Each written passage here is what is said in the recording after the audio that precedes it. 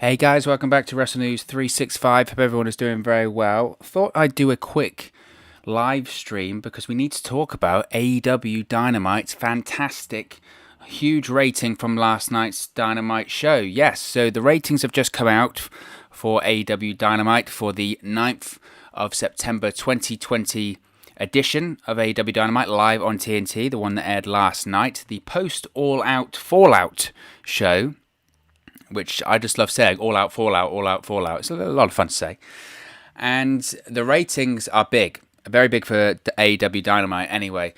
The ratings are in and Dynamite continues to increase unopposed on Wednesdays. Of course, this was the second week in a row that NXT aired on Tuesday with the NXT Super Tuesday shows. NXT was moved to Tuesday because of the hockey playoffs on USA Network. So Dynamite ran unopposed on Wednesday night, and AEW Dynamite has pulled in 1.016 million viewers. Now, first of all, huge congratulations to AEW for pulling in over 1 million viewers. To put that in the grand scheme of things, to show a bit of scale to that, that is the first AEW Dynamite show to have over 1 million live viewers, because this is live viewers, in addition to DVR. We're probably looking at, I would speculate, at least 1.3, 1.4 million viewers overall, possibly even higher than that. But this is the first AEW Dynamite to have over 1 million live viewers in 2020, so that's no mean feat. But it's also the highest live number of viewers to watch AEW Dynamite since the 16th of October 2019, and that was AEW Dynamite's third episode ever on TNT. So, unbelievable, absolutely fantastic ratings, and we'll get into the ramifications of that, whether it's NXT moving to Tuesdays, blah, blah, blah. I'm sure that will open the discussion gates for NXT's air date and date which they air on USA Network. But also, as we're speaking about NXT, of course, aired on Tuesday, once again this week, Super Tuesday Part 2. And it had the NXT Championship match between Adam Cole and Finn Balor. Also had the Steel Cage match between Rhea Ripley and Mercedes Martinez. That drew 838,000 live viewers, drew a 0.22 rating in the 18 to 49 demo, the coveted demo that all the advertisers and I think everyone at the television networks look for. In comparison, AEW Dynamite last night, in addition to pulling in 1.016 million viewers, drew a 0.37 rather in the 18 to 49 demo, the coveted 18 to 49 demographic. Now, Wednesday, AEW Dynamite was the 7th ranked show on cable. And to be honest, the only reason they were as low as 7th is because we had two NBA playoff semi-finals, which were first and second ranked in the top 50 original cable telecasts. Whereas in comparison, NXT, when they aired on Tuesday, they were the 15th ranked show in the top 50 cable telecast. But of course, there was also NBA playoffs on that night too. And in addition, the NHL playoffs. So let's be honest, the 838,000 that NXT did manage to pull in was actually a very good rating for them. And it's a continued, even though it was a slight decrease on last week's Super Tuesday, considering the competition that they had during that night, I think they did very, very well. Pablo is with us in the chat. He says, regards from Spain. How you doing, my friend? He says, what a number. Holy bleep. I can't repeat that on here. YouTube gets very angry when I curse. So, but it is a fantastic number. Considering it's the fallout from AEW All Out. And we're also post-Labor Day weekend, which Monday Night Raw did struggle this week with their rating because of the Labor Day fallout. This past week, Monday Night Raw managed only to pull in 1.725 million viewers, did a 0.47 rating in the 18 to 49 demographic. Now, in comparison, AEW Dynamite did a 0.37 and Raw did a 0.47. So we're talking a 0.1 point between AEW Dynamite and Raw in the 18 to 49 demographic, which is the big demo that everyone looks towards. So obviously AEW Dynamite and Raw have 700,000 live viewers in between them, and Raw obviously has more on the DVR too. But the gap is slowly closing, and I think if you're WWE, you're not only looking at NXT's ratings this week, but you're also looking at Monday Night Raws, and you're saying to yourself, I thought that given these WWE Thunderdome shows, I thought moving back to the Amway Center, getting the big names back, having shows that look more like traditional WWE shows, the big presentation, the pyro, the lasers, the drones, having virtual fans back in there, I think WWE thought that Raw would be back getting close to that 2 million mark, and they're just not doing that. Now, they did with the first Thunderdome show, with Monday Night Raw, but it's SmackDown that's really benefited the most from these Thunderdome shows, and Monday Night Raw's ratings are pretty much the same as they was in the Performance Center, and that's very interesting. Whereas Dynamite, the last few weeks when they've had no competition on the Wednesday, and now they've got fans at a limited capacity, of course, back in Daly's place, they're just going from strength to strength to strength. Now, there's lots and lots of different ways to look at this with Dynamite's big rating this week. First of all, it does open the question about NXT, right? It opens the question, NXT, while they've been on Tuesday the last few weeks, they've done better than they have been doing traditionally in total viewership. So why wouldn't NXT stay on Tuesdays?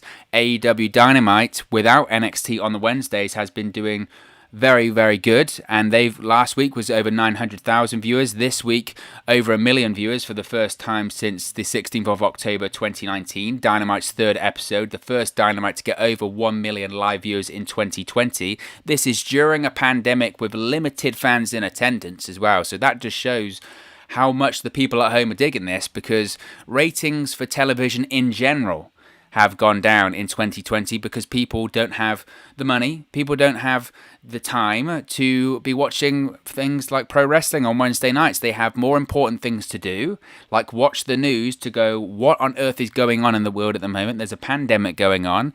People are trying to save money. There's record unemployment. So what do you do when you're trying to save money? You cut the cable bill. So that's why a lot of cable television and television in general, their ratings have gone down. So again, to do this number by AEW is great. To do it in a pandemic is even better. It is absolutely, it's to do even better. But as I mentioned, the question now will be, NXT has done better on Tuesdays. AEW Dynamite has done better on Wednesdays. When they're not competing, both shows do better. So why wouldn't NXT move to Tuesday? And all I can say to that is, that isn't going to happen. It just isn't going to happen. NXT is not going to permanently move to Tuesday anytime soon. And regardless of how much rationale there is in that, and there is a lot, and I know for a fact there are a lot of higher-ups in WWE, big officials in WWE that are saying to Vince McMahon, and high officials in the USA Network and NBC Universal that are saying to Vince McMahon, look at how well NXT is doing on Tuesday. This isn't even about AEW. How well NXT is doing on Tuesday. Why wouldn't we move to Tuesday, and why wouldn't he get out of this silly ratings war on Wednesday? And Vince McMahon will not do it. Vince McMahon will not do it, because while it may be the best for WWE, it would also be the best for AEW. Now, you have to look back at the reason of why NXT is on Wednesdays on the USA Network in the first place. NXT was moved to the USA Network on Wednesday nights in the same time slot as AEW Dynamite to take viewers away from AEW. That is a cold, hard fact. Now, I know people will say, wow, NXT, you do know that NXT, well, it was on the WWE Network way before Dynamite even existed, and it was on a Wednesday. You do know that, right? You do know that, right? Well, well done. Well done. You have a memory. Because that's all it is. It doesn't work like that. NXT, yes, it got added to the network on a Wednesday, but it wasn't live. It was 1 hour, and it was on demand. The majority of the people, I would say 90 to 95% of people that watched NXT on the network, when it was on the network, watched it on demand. They didn't watch it as soon as it came on Wednesdays. They watched it the day after, or when it best convenienced them. That was it. NXT was announced to be moving to USA Network after Dynamite was announced to be on TNT on Wednesdays. It debuted earlier because WWE tried to jump the gun and take viewers away from Dynamite before it even aired. But the whole point of NXT going to USA Network on Wednesdays, 2 hours in the same time slot, was to take viewers away from AEW. It was meant to crush AEW. AEW was meant to fade away and fail, and then we wouldn't hear from AEW again, and everyone would go back to working for WWE. It'd be more money in WWE's pocket. That was the plan. That was the plan, because at the time, you have to remember, before AEW Dynamite actually aired for the first time on TV, and AEW was just a concept, and maybe they did the Double or Nothing show in 2019, WWE had no idea really what AEW was. They really didn't. They didn't know if they were going to be a tiny company like, I don't even want to say like Impact, because Impact Wrestling in the late 2000s was doing like 1.5 million viewers, close to 2 on Spike TV. So you can't even diss them. I know a lot's changed, but people forget that. But I think WWE, they thought, okay, we don't know what AEW is. They knew they had money. They knew that Tony Khan has money. So they were concerned. That's why at that period of time, around June, July, those 5-year contracts started coming out, right? AJ Styles, the Good Brothers, Mike Bennett, Maria Kanellis, Randy Orton, all of those guys, they started getting those 5-year deals for big money, because at the time they had no idea what AEW was. So how do we stop AEW succeeding? We make sure none of our disgruntled talent wants to leave, and we pay them astronomical money. And even if we don't want to use them, or we're not going to use them, check out Brody Lee. Brody Lee, in his interview, openly said that WWE said, we want to offer you a new contract, offer you a pay rise, a big pay rise, but we have no plans for you. They were openly willing to pay Brody Lee to sit at home on his couch and do nothing. That's how terrified they were of someone like Brody Lee going to AEW. And no disrespect, but that's only Brody Lee. So who knows what they offered to the likes of Randy Orton and AJ Styles, right? Who knows? So NXT was moved to the USA Network on Wednesdays to take viewers away from AEW. It was meant to crush AEW. AEW fades away. It fails. But that hasn't happened. The majority of the time here, NXT loses in total viewers to AEW, and 99.9% of the time they lose in the 18 to 49 demographic, which all the jokes that Chris Jericho can say and Tony Khan and everyone can say online, it is what matters and it is what is important. That's why AEW is constantly ranked at least 7th or higher in the top 50 cable shows on Wednesday nights, which is a big deal. It's a big deal. So that was what NXT's purpose was for going on Wednesday nights opposite AEW Dynamite. But that hasn't worked. But just because NXT is doing better on Tuesdays, Vince McMahon isn't going to run away from the fight. Even if he will keep NXT on Wednesday nights so AEW has less viewers, because the more viewers that AEW Dynamite brings in, the more money they make, the more advertising revenue they make, the more talent that is disgruntled in WWE looks at AEW Dynamite and goes, not only can they pay good money, but people watch them, it's a better product, people are into them, I'll go there. And it's also about the perception. Now, I know Vince McMahon doesn't like to be beat on Wednesday nights every week, but that is the case. But he also doesn't like, certainly wouldn't like the perception that he ran away from a fight. And he certainly wouldn't like the idea that another wrestling company is getting over 1 million views every Wednesday night, when he couldn't. His show couldn't. And his show on Tuesday nights can't get over 1 million viewers. That's also perception. So Vince McMahon isn't going to change anything. I think if anything, AEW Dynamite getting over 1 million viewers this week, if anything, reinforces even more that Vince McMahon really, really, really isn't going to move NXT to Tuesday. He's going to see this rating and go, God damn it, we need to stay on Wednesdays because that could have been some of our audience, right? That could have been ours. He'll look at it like, we had over 800,000 viewers on Tuesday. We would take, 200,000. Maybe we should be getting 1 million. They won't, but you get my point. That's the way that Vince McMahon will look at this. NXT going to Wednesday was meant to hurt AEW, and it hasn't. And in the experiment of having NXT on Tuesdays, it's helped AEW even more. The USA Network, as I mentioned, the USA Network wants NXT on Tuesdays. Triple H, the guy who runs NXT and is in charge of NXT, books NXT, wants NXT on Tuesday. But the real man that matters in this situation, the head honcho, the guy that makes all the decision, the over 70-year-old madman, Vince McMahon, does not want that, so it's not going to happen. It's not going to happen. NXT will stay on Wednesdays, that's it. Now, I think also, obviously everyone in AEW will be celebrating this rating, and rightfully so. It's a fantastic achievement for for the company, getting their highest rating since their third episode, which wasn't in a pandemic and was a very new show at that period of time. I think they've done excellent work, and I thought last night's episode of Dynamite was very, very good too. The frustrating thing, I think, for AEW now is next week, at this point of time, they don't even know what day they're going to be on the air, right? They were saying last night during Dynamite, we would love to tell you when we're going to be on next week, but we don't know when we're going to be on next week because we've got the NBA playoffs. We could be on Wednesday. We could be on Thursday. And I don't think they know. I think either way, I think they'll do a good number. I would suspect if they're on Wednesday and NXT is back on Wednesday next week, if they do over 1 million viewers again on Wednesday, then it's just great because I think NXT would still do. I don't think they'll do as much as 800 that they've been doing on Tuesdays. I think they'll be closer to 7 or 6. 6 is low. 7 will probably be about right. That would probably mean that AEW Dynamite you have to shave maybe at least 100,000, 150,000. I would suspect maybe AEW Dynamite goes to 850, 900 next week. But that's interesting. That's interesting. So again, we'll have to see. We'll have to wait and see. But you just do this big number if you're AEW, and then you're being moved around again, which is frustrating, no doubt. But again, we're living in a bit of a strange world at the moment. These things, I guess, wouldn't usually happen due to the time frame, but things got delayed, things got changed due to the pandemic. So that's where we're at for that one. Let's check the chat.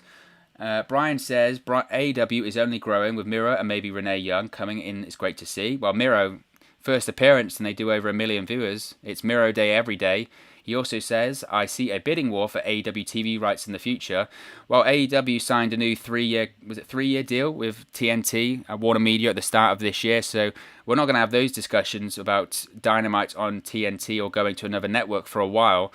But I do know that contract, when they renewed with TNT earlier this year, made AEW profitable.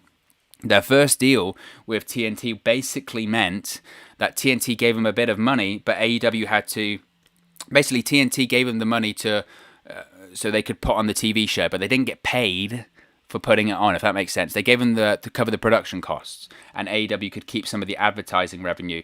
Whereas this new deal, TNT, Warner Media, literally pays AEW to put on the show, and it made them profitable in the first year of operating, which, one, doesn't happen for most companies in general, but certainly doesn't happen for wrestling companies, if at all sometimes. So it's fantastic. It's fantastic.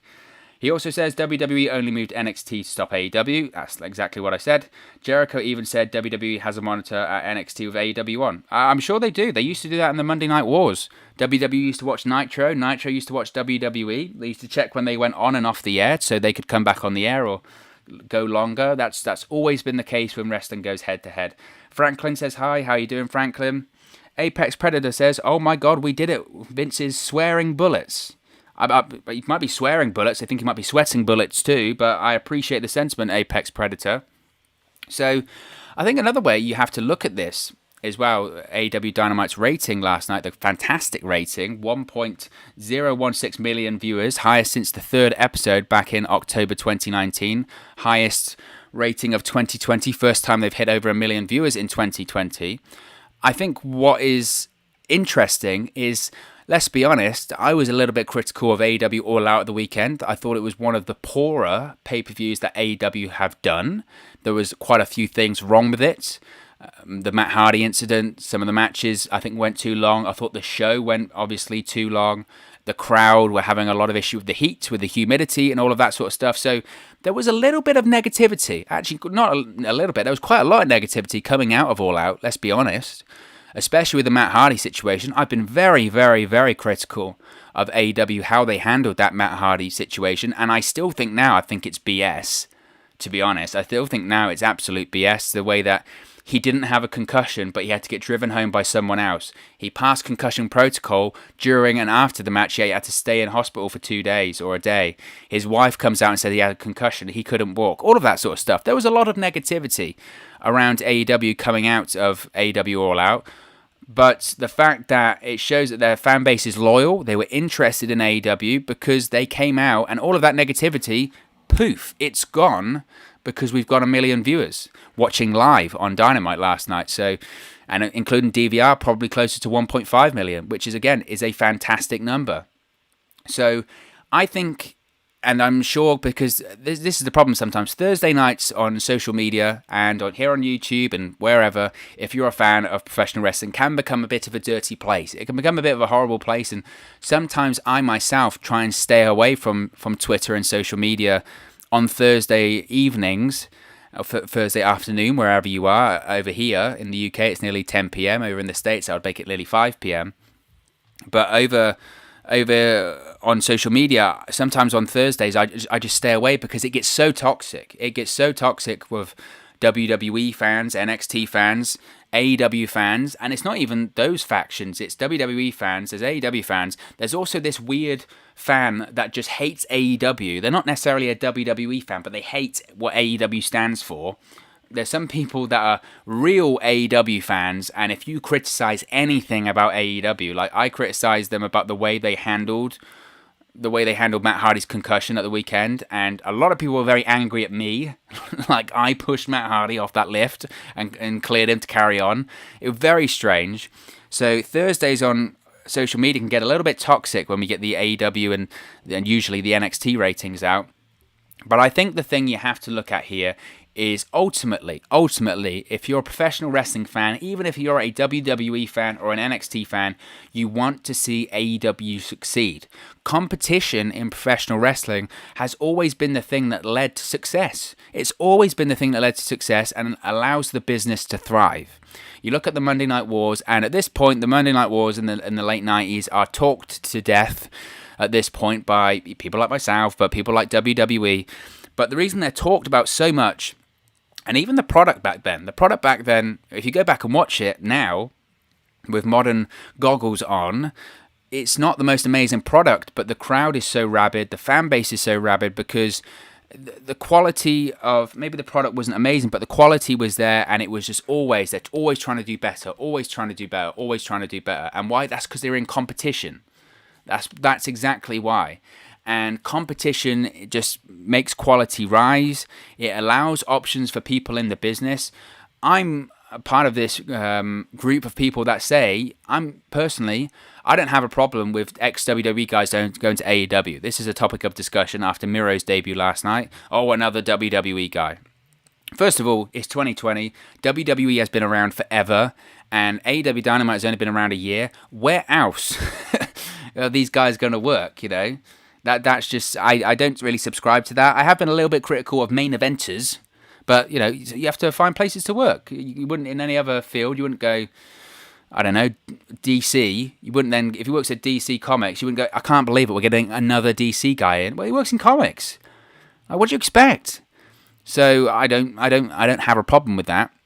I do think AEW should make their own stars, and I do think they're making their own stars, which is a positive. So I think that's good for AEW. But like I said, competition is a good thing. I am one of those people that thinks that I would rather when the ex-WWE stars come in, they don't give it all, wow, they didn't treat me right in WWE, blah, blah, blah. It's getting a little bit old. The whole point, if you left, is that you weren't happy. So it's kind of par for the course on that one, isn't it, really? But because you won't have anyone, when someone eventually goes from AEW to WWE, which they haven't yet, but eventually when they will, you won't have someone jump on WWE TV and go, oh, AEW, they didn't treat me right, blah, blah, blah. Because I just don't think that will happen. So WWE wouldn't want it to happen because they don't want you to know that AEW exists. I think apart from Sami Zayn saying it in 2019, nobody else has even uttered it on WWE television. So that's certainly the case. We'll just check the chat again quickly. Apex Predator, AEW is here to stay, not a pissant t-shirt company anymore, guys. Wow, yeah, exactly. Not Blood and Guts either. Brian says they bounced back. Brian's also talking about the Premier League. Oh, Dad, don't talk to me about the Premier League. I'm excited. I'm happy about AEW Dynamite. Don't get me down about Man United. So again, AEW succeeding. It's competition in pro wrestling. That's the best thing. You've had the likes of Chris Jericho and MJF already taking credit for it on social media, saying you're welcome. Kind of reflects the opening to AEW Dynamite last night as well. Bully Ray part of the Busted Open radio show on SiriusXM. He's commented on it as well, saying NXT 840,000, AEW 1 million plus. Great job for both brands. End the Wednesday Night War now. This new schedule is much better for wrestling fans. I agree with you, Bully. I absolutely agree with you. It is much better for wrestling fans, and it would provide better numbers for both NXT and AEW, but it's not going to happen. It's not going to happen. As I mentioned, Vince McMahon looks at this AEW number last night, or today, and goes, NXT is staying on Wednesdays, because they're taking those viewers, okay? They won't beat AEW. No, they won't. And I think he knows that at this point. Because let's be honest, and I've mentioned this before, I think this is why it's really important when WWE does their upcoming draft, that they actually get some proper superstars, some big names on NXT, because if NXT really, really wants to compete with AEW on Wednesday nights, no offense to the wrestlers that they have on the roster now, but they are still, the majority of them are still wrestlers and superstars that haven't been on Raw and SmackDown. They're not established stars as of yet. So what do they expect? They've got a TV show that's going opposite to another wrestling show that's got the likes of Chris Jericho and Jon Moxley and Cody and Kenny Omega. Big stars. Even the likes of Brody Lee was a mainstay on the main roster. So what do they expect? Of course that show's going to have more viewers because they're more recognizable names. No offense to the likes of Johnny Gargano, Tommaso Ciampa, Adam Cole, Finn Balor, but are they as big a name as a Chris Jericho? Maybe in the future, but not right now. So that's why if WWE was genuinely serious about beating AEW every week, they would go balls out. They would put, okay, next draft, AJ Styles goes to NXT. Or next draft, Kevin Owens goes back to NXT. They would do something like that if they really wanted to. Jeff Hardy, go to NXT. Sheamus, go to NXT. If they wanted to beat AEW, that's what they would do. But they won't. They won't do that because NXT's sole purpose on Wednesday night is to take viewers away from AEW. They know at this point they're not going to beat AEW. The reason they were moved to USA Network to 2 hours on the same night, same time slot as AEW was to take viewers away. It was meant to crush them. That hasn't happened. It was meant to make AEW fade away and fail. That hasn't happened. AEW isn't going anywhere. They never were going anywhere because Tony Khan the Khan family is actually wealthier than Vince McMahon. But they're not going anywhere, especially since AEW signed the new deal with Warner Media in January and AEW became a profitable company for the next 3 years. So AEW Dynamite isn't going anywhere. The only thing I think that could really derail AEW at this point is that this rumor of the second show. The second show is the thing that I think could be a little bit of a banana skin for AEW. I don't know what the plans are for it. We do know that the second show is coming to TNT at some point later this year. Considering we're in September now, I don't know. We'll wait on the announcement. We've heard 2020, and there's 9 months gone. There's only 3 left. So I don't know what that plan is. Some people have mentioned about a third hour to Dynamite. If they did that, that would be a real stupid thing to do. I mean, I don't know how more bluntly to say it. That would be like putting your hand on a desk and hitting it with a nail on purpose. It would be ridiculous. It would be stupid, and you would look at them and go, why are you doing that? Whenever has a 3-hour wrestling show thrived? Look at Nitro in the 1990s. As soon as they went to the third hour, the ratings might have done well for a little bit because they were hot, but then the third hour just became a drag and they died, along with the creative and all of that sort of stuff. Monday Night Raw, they went to 3 hours back in 2012. Yes, that was 8 years ago. We've sat through 8 years of 3-hour shows, and that still, at this point, is still bad, really bad, and everyone wants to go back to 2 hours. So at this point, I think if AEW did the third hour for Dynamite, it would be a terrible idea. I think most likely we might be looking at a 1 hour show, potentially on like a Thursday or something like that.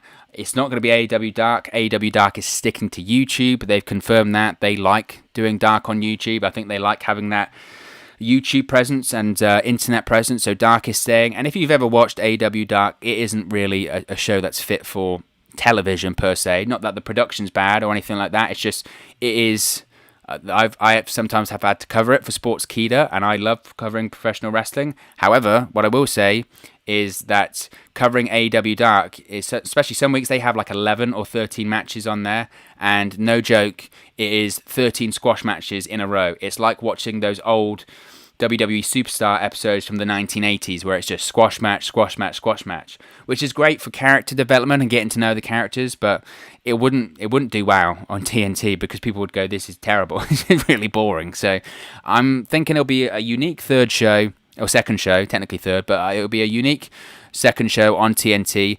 There have been a little bit of rumors that it might be a kind of recap reaction style thing that they might put on the third hour. Again, I don't think they'll do that, but we'll have to wait and see on that. Ultimately, though, and this week, even though it's not on NXT wasn't on Wednesday this week. If you compare both shows, they got combined 1.854 million viewers. That is great to see, and obviously a huge congratulations to AEW Dynamite on a massive, massive number. And I think, again, you have to look at the circumstances in which they've got this number, which is why it's so important. Not only is it the highest number since their third episode on TNT, which was when the company was new, fresh, and hot. That was when it was just starting on TNT. Obviously, traditionally with any show, once they debut, they do a big number. Look at SmackDown, did nearly 4 million viewers on its Fox debut now. Struggles to do 2 at this point. So to do over 1 million viewers again for the first time since AEW's third episode is fantastic. And also, to do that during a pandemic has to be credited. That is such a big deal. During a time where less people are watching TV, less people have cable because they're cutting the cord, they're saving money, and it's a fantastic achievement. So let's check the chat again. Brian says, could you imagine if USA or Fox got AEW and got rid of WWE? Well, AEW doesn't want to go to USA Network. TNT is a very good partner of them. TNT are very happy with them. USA, NBC Universal are desperate to keep WWE. That's why they pay WWE so much money for the third hour of Monday Night Raw. WWE doesn't want to do a 3-hour Raw. USA Network does. They pay them an extortionate amount. And as far as Fox, if SmackDown doesn't work on Fox, Fox isn't having wrestling. So that's just as far as that is. Luis Diaz Rodriguez says, do you think they are going to renew NXT next year? Their contract runs out next September. It's an interesting one. It is an interesting one. Ultimately, I think the USA Network will keep NXT because regardless of them getting 600, 700, 800,000 viewers, that's more viewers than they would be getting usually in the Wednesday slot. That's ultimately why NXT will stay on USA. That's why the USA Network has been so desperate to keep Monday Night Raw on the air on USA Network over the last few times they've renegotiated there. The reason they're so desperate to keep Monday Night Raw, even though Raw does 1.8 million viewers or under 2 million viewers now for 3 hours, is because that is 1.8 million viewers more than they would probably usually get in that Monday time slot. And that's ultimately what it is. Monday Night Raw still, and WWE still is, I don't know if it's the exact highest rated thing on their network, but it's pretty close. USA Network isn't the draw like it used to be back in the 1990s, unfortunately, and the mid 2000s. So USA Network desperately wants to keep WWE on their network. So not only do I think they'll renew NXT next year, but they've kept Monday Night Raw on their airways for a long, long time. If WWE moves off of USA Network for any reason, it's because WWE wants them to. That's ultimately why. When it came to SmackDown moving off of the USA Networks to Fox, that's because Fox offered them more money. So apart from that, they were going to stay with USA, and USA wanted SmackDown. So I don't think NXT will be going anywhere anytime soon. Jokey11A says, first do it, NXT is dead. Well, I wouldn't go that far. NXT isn't dead yet. Like I said, it depends what WWE wants to do with it.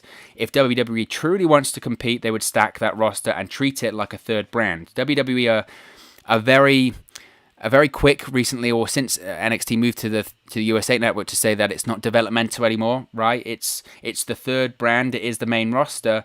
If WWE truly wants to compete with AEW, they'd put big names on there. And ultimately, the biggest name that they've had from the main roster move to NXT is Finn Balor. And until he won the NXT Championship on Tuesday, he's done a whole lot of nothing on NXT in this turn, and if anything, he needed the NXT Championship this time around to boost him back up because he was doing nothing. So it was It was just what it is. Apex Predator says, could you see Jon Moxley versus Miro for the AEW Heavyweight Championship?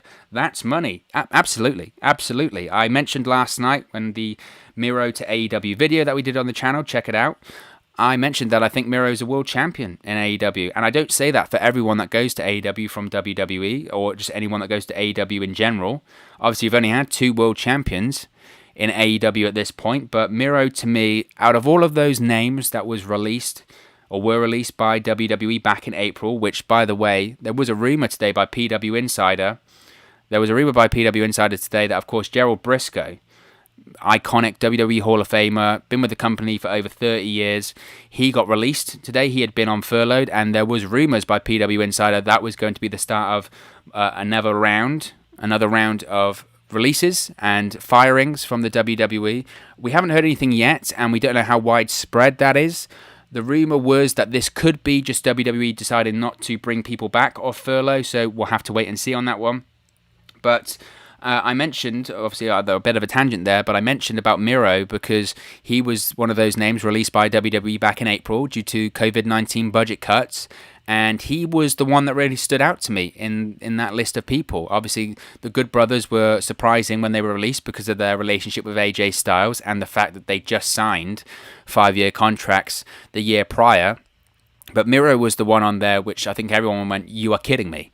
Now, it wasn't surprising in the sense that Miro wanted to leave. He had requested his release a couple of times. He wasn't happy with his position in the company, and do you blame him? He got over several times. He talked about the brass ring, the glass ceiling last night on Dynamite, but when you're getting over with a gimmick that shouldn't get over, like Rusev Day, that wasn't meant to get over, and it got really over, and you're selling more merchandise than Roman Reigns, the top guy in the company, and then you go to Vince McMahon and go, look at my merch sales, look at the people chanting for me, and the chairman of the company says to you, they're not cheering for you, they're laughing at you, they're doing it ironically, they're not cheering for you. And he also says, the reason that you're selling out of merchandise every night is because we're not making enough shirts. You must just throw your hands in the air and go, what is the point? Then what is the point? You obviously have no faith in me. So it was obvious that Rusev Miro wasn't happy in WWE, and I don't blame him. But I do think when I saw that list of names, I went, whoever gets him is getting a big signing. And I know people will roll their eyes and say, well, you say this about a lot of guys that get released by WWE and they're mid-carders at best. If Miro was a mid-carder at best, why in his first year in WWE on the main roster did they have him go undefeated for a year and face John Cena at WrestleMania? It shows how much they thought of him. It really does. John Cena is like The Undertaker at this point when it's a WrestleMania. If you're facing John Cena in a match at WrestleMania, it's one of the main events because it's a featured match on the show, and John Cena arguably is on the Mount Rushmore of professional wrestling at this point. He's transcended into Hollywood. He's like The Rock. He's huge. So to have Rusev, Miro, face him at WrestleMania shows what WWE thought of him. That's the caliber of the signing that you have there. So Miro can absolutely be a world champion, and I think he will be a world champion in AEW. I know people weren't necessarily keen about him being the best man for Kip Sabian, but not everyone can come in and face Jon Moxley right off the bat. Jon Moxley is facing Lance Archer. Miro, he can get over with anything. He got Rusev Day over. He can get the best man deal over. He's had a million weddings in professional wrestling at this point. He's a funny guy. He's a funny character. There's the Twitch connection with him and Kip Sabian. I don't have a problem with it. I'm just happy to see Miro there. And his first appearance does over 1 million views. So can you believe it? Brian says, I could see Renee being Mox's manager. I think Renee Young might not even be involved in professional wrestling, if I'm going to be brutally honest. She could do anything she wants. She said she wants to be the female Joe Rogan. She could host a podcast on YouTube and Spotify and make a ton of money. She doesn't need to do anything. She's going to be huge. Why is WWE cutting? They make $10 million a week just on the USA Fox deal alone. Because it's all about money. Because it's always all about money. Because they need when it comes to their quarter calls, when it comes to their earning calls every quarter, they need to tell their stockholders, investors, that they are making money and they are making more profit than they did last year. Every time it's very close and their revenue just isn't going to cut it, and every time that they might not make as much money as they did last year in terms of profit or anything like that, they cut talent, because that immediately they can say to people, then we've made more profit because they've got less people on the books, and then that leads to stock market increase or share price increase. Then Vince McMahon, Triple H, Stephanie McMahon sell their shares and they suddenly make more money. Triple H sold a ton of shares just a couple of weeks ago and made like $3 million. So that's how it works. The stock market is a shady, shady industry, my friends. But we'll round it up there. So once again, if you're just into the stream now, first of all, if you're new to Wrestle News 365, please do smash a like on this video. It really does help us out here on YouTube. If you enjoy this kind of deal and you smash a like on the video, it makes more people aware of these streams, this channel. We're closing in on 1,000 subscribers as well. So if you haven't already, please do subscribe to Wrestle News 365. Do that by clicking the bottom right-hand corner of the screen right now. I believe we are on something like 770 subscribers. Let me double check. Let's do a live check where we are right now for our subscriber number. We are at 774 subscribers. So if you haven't already, please do subscribe to Wrestle News 365. Do that by clicking the bottom right hand corner of the screen, or if you go to the channel, you can click subscribe there. We're 3/4 of the way to 1 million. The million is the magic number. If you're not aware, on YouTube, the 1 million subscribers is the magic number in terms of getting to when you can start monetizing your account and you can start getting actually paid ads on the account and getting some revenue in from just talking about pro wrestling. So if you can achieve that for me, and if you can subscribe to Wrestle News 365, that would be amazing. That would be absolutely amazing. So if you haven't already, please do subscribe to Wrestle News 365, bottom right hand corner. As I mentioned, if you've enjoyed this video, this stream, smash a like on the like button as well. Also, before we leave, let's have a quick word from one of our presenters, which is Manscaped. But before I go, thank you very much for watching, listening, streaming, or however you come across this video today, and I'll speak for you again very, very soon. Support for Wrestle News 365 is brought